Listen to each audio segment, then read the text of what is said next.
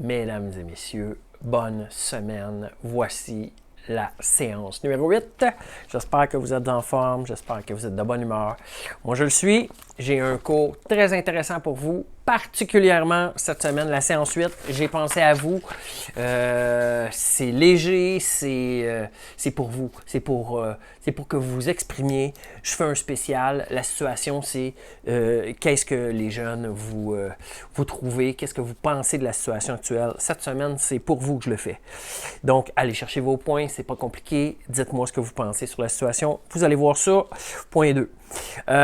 Donc, point numéro 1, l'actualité. Il se passe toutes sortes de belles choses au Québec. On a terminé la liste des 50 bonnes nouvelles pour le Québec. J'ai arrêté à 47, le 48, 49 et le 50. Ça s'appliquait plus ou moins. Donc, je saute par-dessus ça.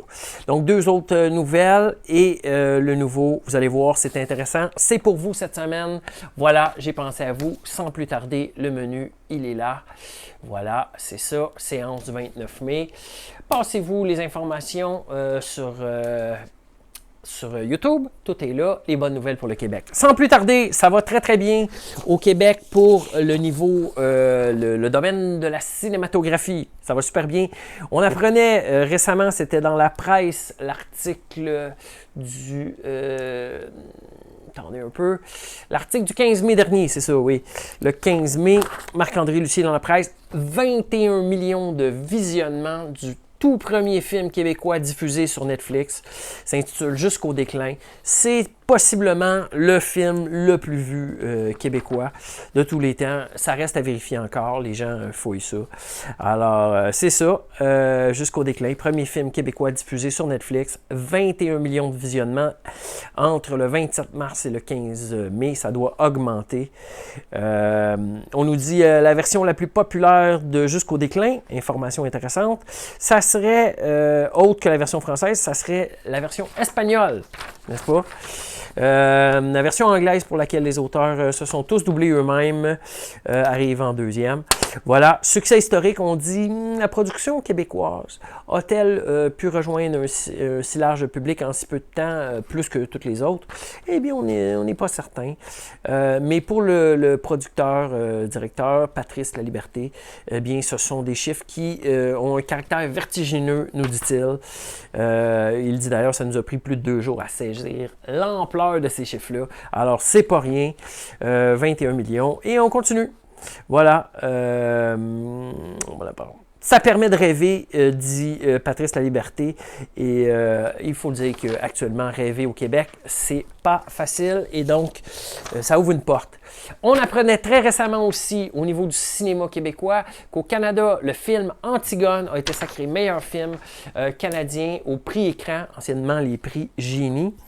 Voilà, c'est ça. Alors, Marc-André Lucier encore, mon Dieu, j'étais dans le film.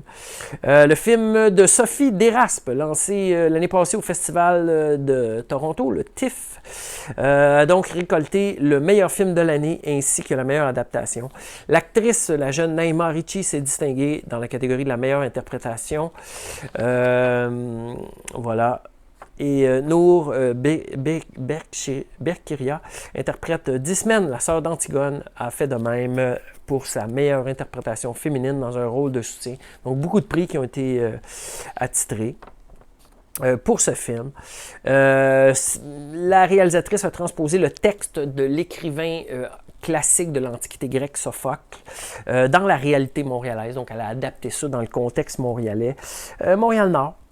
Ça a beaucoup de rapport avec l'affaire, comment ça s'appelle, ça va me revenir.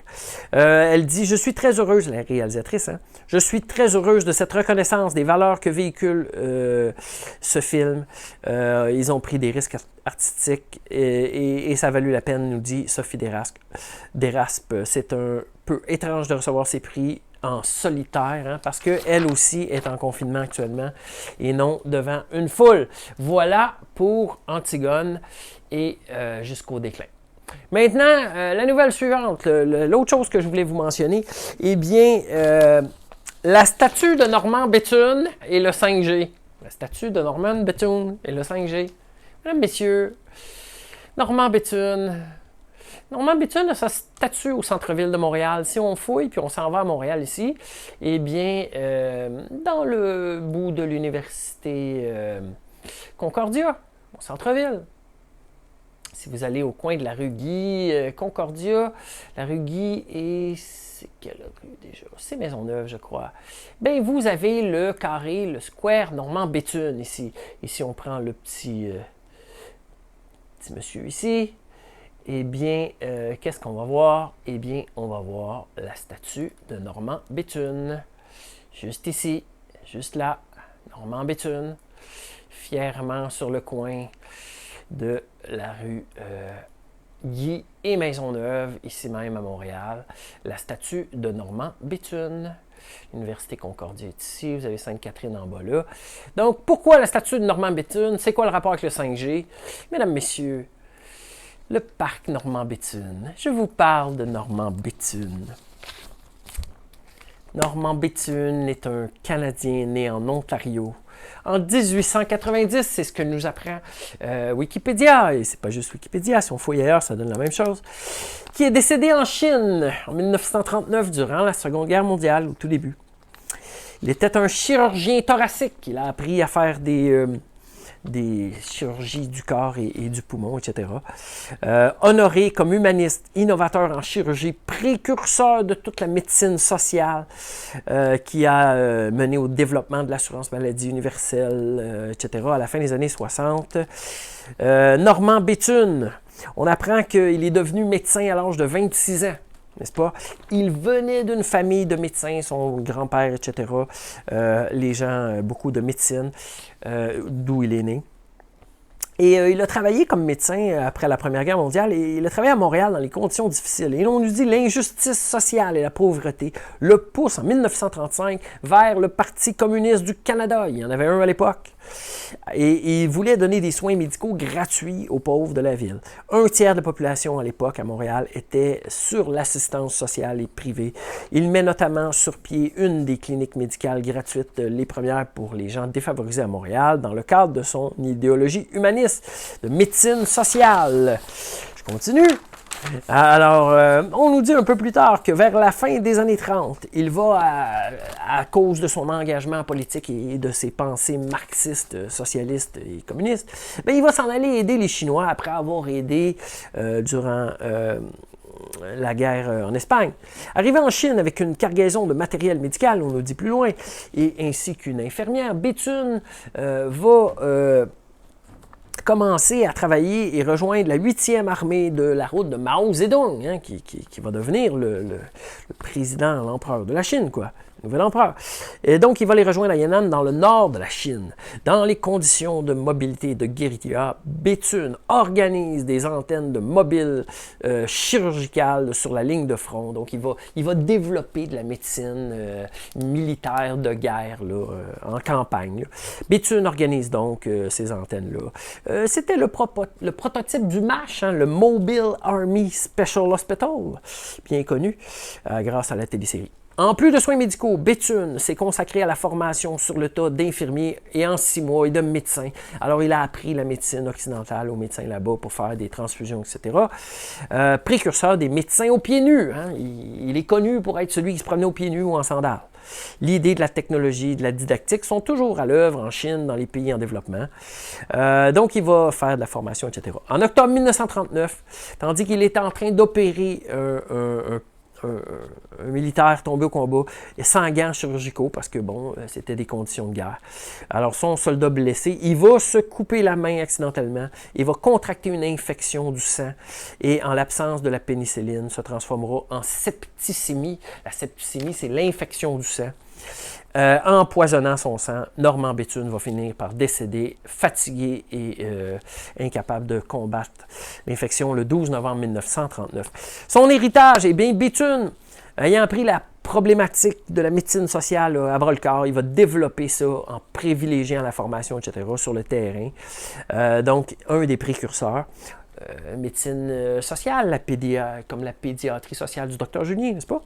Son héritage canadien, c'est l'instauration au Québec en 1969, 30 ans après sa mort, des CLSC, là, les cliniques de soins et de services sociaux, là, qui conjuguent les soins physiques et les soins sociaux dans des mêmes endroits. En 1964, on va créer un film qui s'intitule le Docteur Norman Bethune. C'est un film chinois. Le Canada va faire pareil en 1977 et une autre production sera faite entre la Chine et le Canada qui va s'intituler Bethune, la fabrication d'un héros, de Making of a Hero. Ça sera fait en 1990, coproduction canadienne et chinoise. L'Office national du film va faire un documentaire sur lui aussi. Il est membre du Temple de la renommée canadienne médicale et pourquoi j'en parle? Le président de la Chine, Mao Zedong, n'est-ce pas? Il va écrire un essai en hommage dithyrambique, n'est-ce pas? On pourrait dire hagiographique même, fouillez-le, de Norman Bethune, que tous les écoliers chinois apprennent sur les bancs de la petite école primaire. Et donc, on lui a érigé une statue à Jiangwen consacrée, un pavillon, un musée, une école, un hôpital. Et en 1976, la place Norman Bethune, ici même à Montréal, Norman Bethune. Héros national chinois que tous les enfants connaissent par cœur parce que c'est enseigné dans les écoles. Il a aidé la Chine sur les champs de bataille lorsque c'était la Deuxième Guerre mondiale et que la Chine se battait avec les envahisseurs japonais. Dans les années 60, le Canada de Pierre-Éliott Trudeau, le papa de notre Justin, premier ministre actuel, va évoquer Norman Bethune pour essayer de renouer des relations avec la Chine diplomatique, n'est-ce pas? La Chine communiste de Mao. Encore aujourd'hui, on sait qu'en chirurgie thoracique, quand on fait des choses, eh bien, il a développé plusieurs instruments, comme une pince qu'on appelle l'écarteur de Bethune, qui maintient l'écartement des côtes lorsqu'on fait une chirurgie au sternum. Voilà, Norman Bethune, héros national chinois enseigné dans toutes les écoles primaires de Chine, le médecin aux pieds nus. Eh bien, le Canada et la Chine, qu'est-ce que les Chinois pensaient du Canada à l'époque? Tous les petits Chinois, ça marque l'école primaire. Eh bien, ils se disaient, mon Dieu, ce sont ceux qui nous ont envoyé Norman Bethune, ce héros que le père Mao nous a vendu. Donc, c'est une montée de l'appréciation des Chinois envers le Canada. Le Canadien, c'est fantastique, n'est-ce pas? Je veux quand même vous montrer le site en anglais sur Norman Bethune. On voit lorsqu'il a eu sa formation, on voit aussi sa maison qui est maintenant un musée dans le nord. Et vous avez, si je me rappelle bien, la statue de Norman quelque part, là, il y a une photo. Vous en avez plusieurs en Chine, hein, des statues de Norman Bethune. Et voici la photo de la statue que je vous ai montrée à la place, là, au Square Norman Bethune, au coin de la rue Guy et de Maisonneuve, ici même à Montréal. Norman Bethune, est-ce qu'il y a d'autres images là-dessus? Je ne sais pas. Oui, voici des affiches de propagande là, pour que les jeunes Chinois respectent sa médecine communiste marxiste. Voilà, alors plein de choses comme ça. Y a-t-il autre chose? Chanson des Tragically Hip. Il y en a plein. Voilà. Courage. Voilà. Et l'autre chose que je voulais montrer, il y a ici, en bonus, j'ai mis ça dans les liens, dans la description de la vidéo. Voici une affiche qui montre Norman Bethune, le médecin aux pieds nus, là, en sandales, toujours avec son habit là, très maoïste, et Mao lui-même qui s'entretient avec amour, cigarette à la main, hein, avec Bethune. Il y a plusieurs affiches comme ça de propagande qui ont été faites. Vous irez voir dans la description, j'en ai plein. Le Square Norman Bethune, ici même à Montréal. Allez-y voir, c'est là, c'est pas compliqué. Voilà pour ça. Eh bien, on apprenait la semaine passée que la chinoise Meng Wanzhou à Vancouver a été déboutée en Cour suprême de la Colombie-Britannique. Meng Wanzhou, n'est-ce pas? Meng Wanzhou, c'est la dirigeante financière et la fille du fondateur de Huawei. n'est-ce pas, le plus grand fabricant d'électronique de communication de Chine, le fleuron de la Chine. Donc, mercredi, le jugement de la Cour suprême de la Colombie-Britannique qui confirme qu'elle peut être poursuivie et pour un crime tel qu'elle est accusée par les Américains. Et donc, on va continuer la procédure pour l'envoyer, la remettre aux mains des Américains. Je vous rappelle qu'elle est possiblement la plus riche femme chinoise de la planète. Et à moins que je me trompe, et là, essayez de me corriger quelqu'un, très possiblement la seule femme milliardaire emprisonnée dans un pays étranger. Des milliardaires. Un pays qui est membre du G20. Voilà. C'est arrivé le 1er décembre 2018. Le Canada a appréhendé madame à l'aéroport de Vancouver parce que les États-Unis avaient demandé de l'arrêter. Et mercredi, le jugement sur est-ce que oui ou non on peut continuer la procédure d'extradition et la remettre aux autorités américaines. Est-ce que oui ou non ça constitue un crime? Ce dont les Américains l'accusent, est-ce que c'est également un crime au Canada?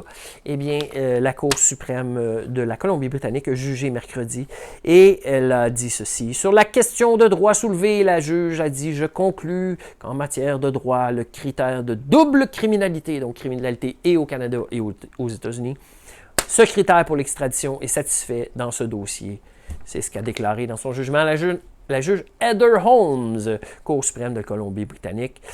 Voilà, sa décision était très attendue. La chinoise Meng Wanzhou est allée escorter et est allée écouter le jugement. Le jugement fait 23 pages. La juge magistrate souligne que les arguments mis de l'avant par les avocats de Meng Wanzhou empêcheraient le Canada de remplir ses obligations internationales en matière de traité d'extradition. On doit les respecter et donc ça ne marche pas. Le procès s'est principalement attardé à la notion de double criminalité afin de déterminer si oui ou non Meng Wanzhou, ce dont elle était accusée aux États-Unis, serait aussi un crime au Canada. Voilà. On rappelle qu'une extradition vers l'étranger pour le Canada peut seulement avoir lieu si les actes criminels reprochés dans la demande d'extradition, donc procédure pour l'envoyer en justice dans l'autre pays, se faire juger, sont reconnus comme étant criminels et au Canada et dans l'autre pays où on doit l'extrader, là, où il y a une demande. Voilà. Il y aura possiblement pour des technicalités une autre séance de procès. Ça peut arriver le 15 juin prochain, on verra. Les avocats de Mme Meng Wanzhou pourraient aussi demander d'aller en appel. Est-ce qu'elle va le faire? Elle est le numéro 2 de la compagnie Huawei, ces excellents cellulaires qui développent la 5G, la communication la plus rapide, qui entre en compétition directe avec les technologies des Américains. Elle a quitté le tribunal sans dire mot, nous dit-on. Voilà. Les ministères de la Justice sont indépendants, nous dit-on. Ce n'est pas la fin du processus, dit le ministre de la Justice, Lametti. Il pourrait, lui, le ministre de la Justice du Canada, intervenir en fin de processus judiciaire. C'est ce qu'il dit. Selon le spécialiste avocat en droit criminel Andrew Barbecue, ça ne s'annonce pas bien pour l'accusé, car malheureusement, dit-il, les règles d'extradition, c'est la plupart du temps, tout le monde est extradé. Voilà, on dit que la presse a fait des recherches. Les données du gouvernement canadien donnent raison à l'expert. 90% des personnes qui ont été arrêtées entre 2008 et 2018 à la demande des États-Unis ont en effet été remises aux Américains, nos voisins du Sud. La femme d'affaires est accusée par la justice américaine d'avoir contourné les sanctions américaines contre leur ennemi, l'Iran, d'avoir pour leur vendre du matériel électronique, d'avoir comploté pour frauder des institutions bancaires. Et il y a au moins 13 chefs d'accusation qui sont déposés contre Mme Meng Wanzhou. Depuis le début de cette saga, le gouvernement de Justin Trudeau a fait usage de beaucoup de prudence dans ses commentaires lorsqu'il a été invité à se prononcer. Et généralement, qu'est-ce qu'il dit? Il dit que la justice est indépendante, que le premier ministre ne peut pas intervenir, etc. Le ministre des Affaires étrangères, notre ministre Pierre-François-Philippe Champagne, celui-là même qui a rapatrié les gens quand la crise de la COVID a commencé, n'a pas fait exception à la règle. Mercredi, on nous dit, dans sa déclaration écrite en réaction au jugement de la Cour, le système judiciaire canadien, dit-il, fonctionne de manière indépendante. La décision prise aujourd'hui est une décision indépendante de la Cour suprême de la Colombie-Britannique. Ils ne veulent pas s'en mêler. Voilà.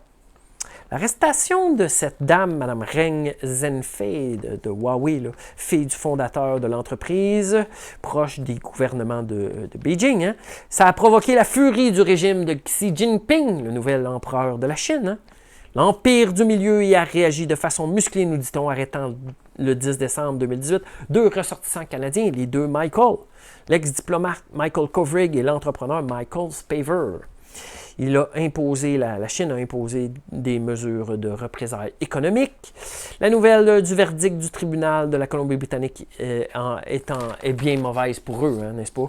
Malheureusement, ils vont être en prison aussi longtemps que la Chine décide qu'ils vont y rester tant que Mme Meng Wanzhou va rester en prison ici. Donc, et bien sûr, elle est dans des conditions presque idéales, tandis que les autres sont dans des conditions désastreuses. Semble-t-il que leur prison n'est pas du tout confortable. C'est ce que déclare l'ancien ambassadeur du Canada en Chine, Guy Saint-Jacques, dans une entrevue avec la presse. Il prédit que les autorités chinoises réagiront en annonçant que les deux hommes subiront leur procès et que la fureur du président chinois Xi Jinping se fera entendre sous peu. Il ne faudra pas exclure d'autres mesures de représailles sur le plan commercial, même si je ne pense pas qu'il veuille s'attaquer aux fournitures médicales, parce que ça, ce serait vraiment un coup en bas de la ceinture, dit-il. Ouh. Tout est dans tout. Ça nous rattrape, ces histoires-là. Est-ce que la Chine va s'empêcher de nous envoyer des choses médicales? Ne reste que donc au gouvernement canadien que de revoir sa façon de gérer sa relation avec la République populaire de la Chine, croit l'ex-diplomate M. Saint-Jacques. Pékin, de son côté, Beijing, la Chine, elle a réagi. Elle a déclaré quoi? Le Canada est complice des États-Unis. Abuse, n'est-ce pas? L'ambassade chinoise du Canada a fustigé, a critiqué fortement les autorités du gouvernement canadien, les autorités judiciaires et exhorté de relâcher la femme d'affaires de 48 ans. Les États-Unis, ont-ils dit, et le Canada, en abusant de leur traité d'extradition bilatéral et en prenant des mesures fermes et arbitraires contre Mme Meng Wanzhou, ont gravement violé les droits et les intérêts légaux de la dite citoyenne chinoise, qui a réagi dans un communiqué, un porte-parole de la mission diplomatique. L'objectif des États-Unis est d'anéantir Huawei et d'autres compagnies de haute technologie chinoises, et le Canada agit comme un complice des États-Unis. Ce cas n'est rien d'autre qu'un grave incident politique, a-t-on ajouté au sujet du verdict du soi-disant enjeu de la double criminalité. Un média chinois a tenu des propos de même nature. Le verdict de Mme Meng montre, ce média s'appelle le Global Times de Chine. Ils ont dit que le Canada a perdu son indépendance judiciaire et diplomatique face à l'intimidation des États-Unis de Trump. Hein? Voilà. Et on cite un spécialiste de politique chinoise qui prédit qu'il en découlera que les liens entre le Canada et la Chine seront encore pires qu'avant. En quelques dates, chose importante, on a arrêté Mme Meng Wanzhou le 1er décembre 2018.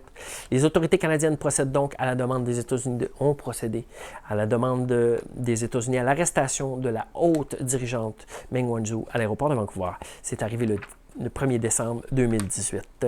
Spavor et Kovrig vont être ensuite arrêtés. On nous dit plus loin, la Chine, comme mesure contre le Canada, a suspendu totalement toutes ses importations de produits de porc et de bœuf, à la suite de la découverte, disent-ils, de la production de faux certificats d'exportation qui empêchaient la Chine de les recevoir.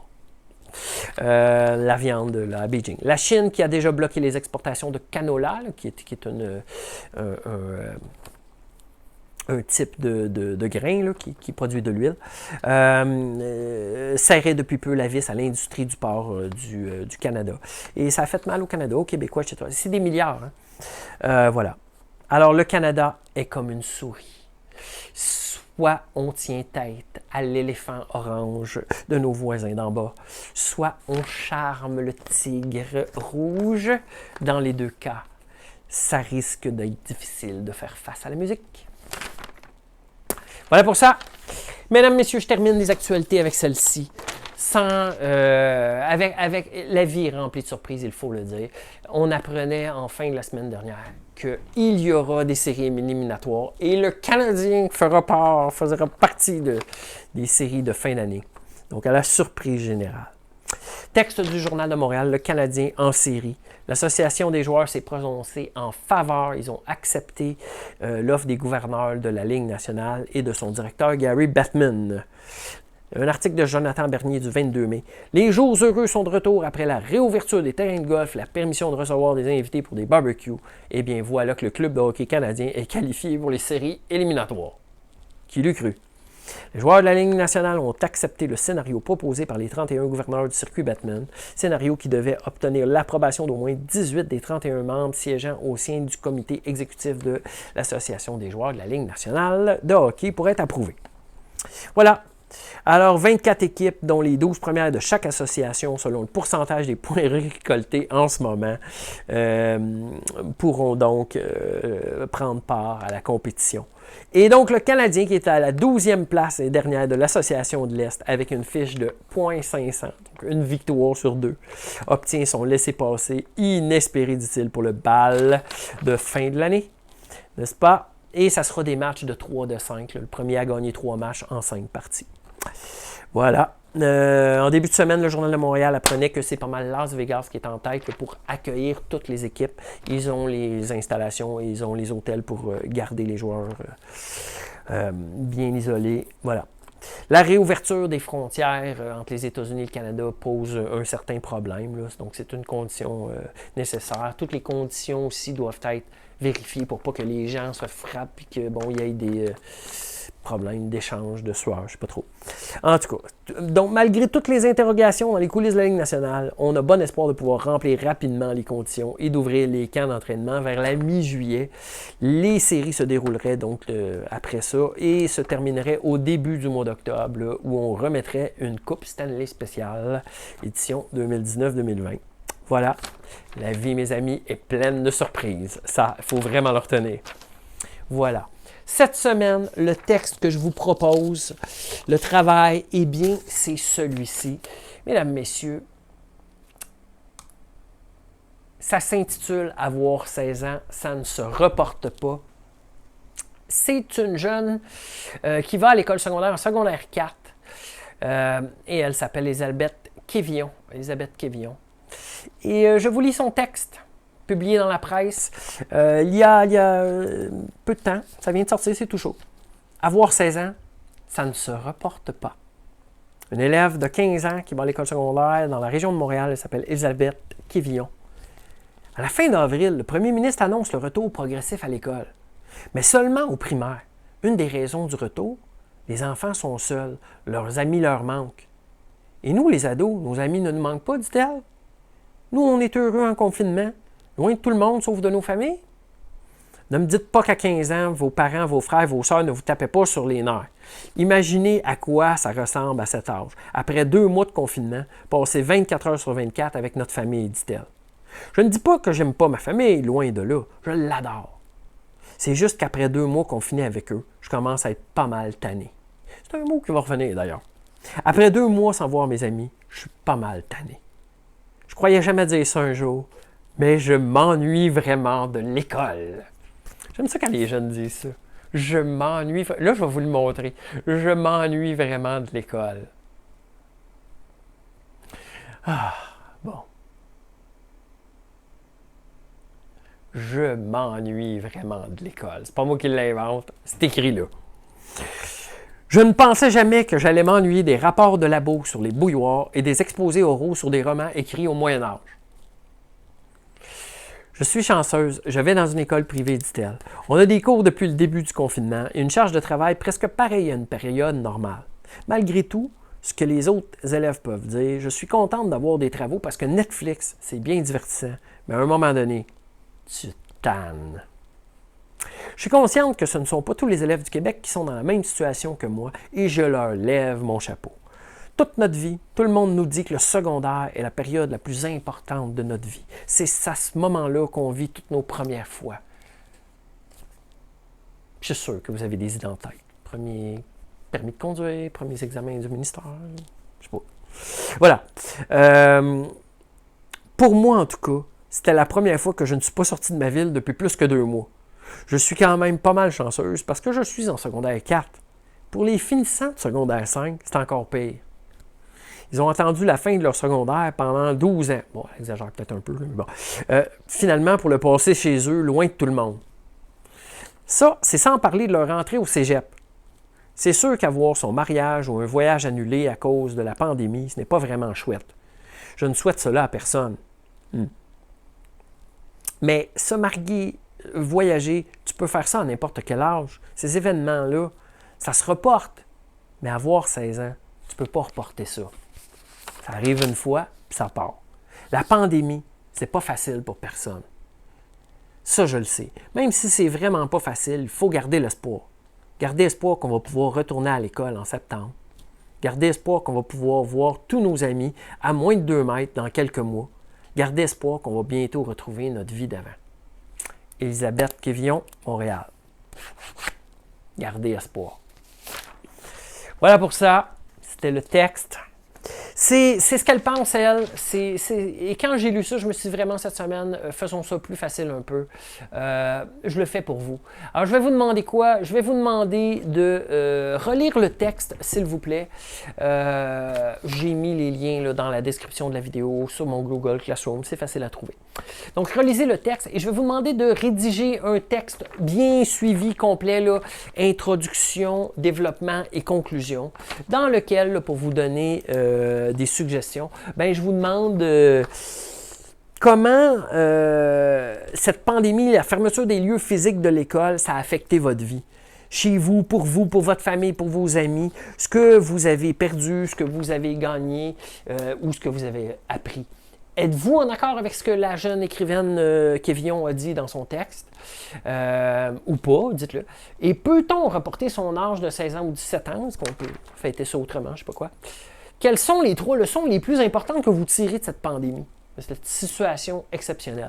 Finalement, en conclusion, résumez votre position générale et proposez des solutions que la société québécoise ou canadienne devrait mettre en œuvre pour vous aider, vous, maintenant. Qu'est-ce qu'il pourrait faire? Je suis très, très curieux de vous lire. Ce qu'elle aurait dû faire, qu'est-ce qu'elle aurait pu faire mieux d'avance, là, avant que ça aurait dû? Et en fait, pour terminer, comment la société devrait se préparer si une telle situation se reproduirait là, dans l'avenir? Solution, donnez vos solutions. Voilà, c'est pour vous, j'ai hâte de vous lire cette fois-là. Exprimez-vous, allez chercher vos points sur ce que vous pensez. C'est le temps de vous argumenter et d'appuyer votre jugement avec des bons arguments. Déposez gracieusement votre travail sur mon Google Classroom. Ça va me faire plaisir de vous lire, j'ai bien hâte. Voilà. Merci à tous. Je remercie tout le monde pour leurs bons souhaits. Vous êtes très gentils. Merci. Ça me touche au cœur. Vous êtes bien gentils. Alors, big love. Portez-vous bien. Bonne semaine. C'est ça l'affaire. Peace out. Bye.